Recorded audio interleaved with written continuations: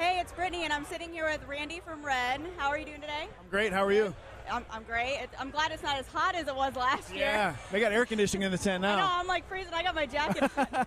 Well, you're a girl. Girls are cold no matter what. So have you guys played yet today? No, we're here today to do press and hang with friends, and then we play tomorrow at 1:30.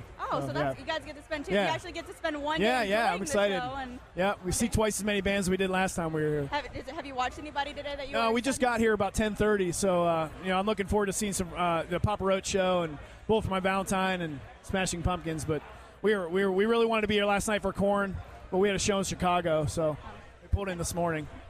So, what's a motto that you try to live by day to day, with being on tour and with being in the spotlight? And I'd say inspire change.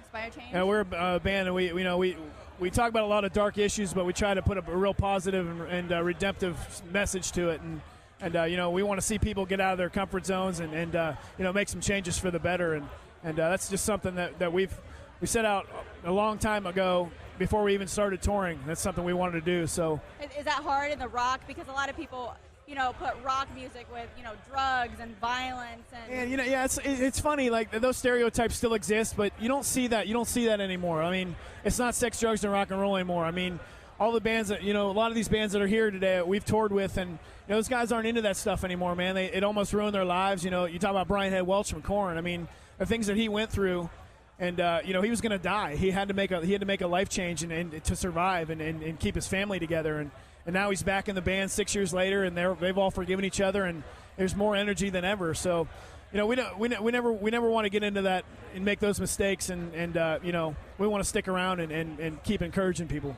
Now that you guys have toured a lot of places, where is the most interesting place you've ever been?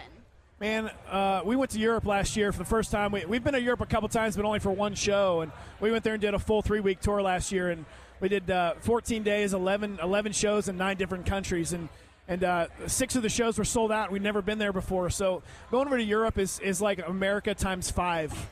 You take an audience in America and times it by 5, and that's how many people are there. They don't speak English. They know every single word of your songs. It's incredible. So do they sing it in their language? Yeah, no. Right? I mean, we played a show in Moscow, and never been there before. Most insane show I've ever been a part of. Got so crazy, the barricade collapsed into the stage, and Mike jumped in the audience, and the audience just surged to try and get to him, and the whole thing collapsed. And we walked down on stage. There were 1,000 red balloons flying around the room and stuff. I mean, they just love music over there. So appreciative of it. And I think the reason for that is because we're so saturated here in America. There's 10,000 bands in this country, and they're all fighting for the same thing. And over there, they just they see what's going on in America. And I think American culture is so popular around the world. The bands go over there. They just love it. So I see you have a lot of tattoos. I do. Which one holds the most meaning to you, and why?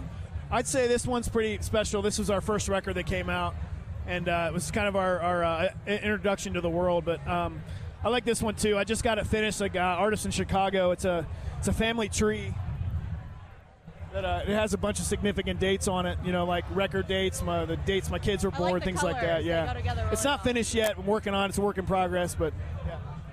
Well, thank you for sitting down with me and doing a little quick absolutely. interview. I can't wait to catch your guys' show tomorrow. Yeah, it's awesome. We played in Fort Wayne several times. I love playing at Pierre's. I was at the Pierre show. Oh, were you? Cool.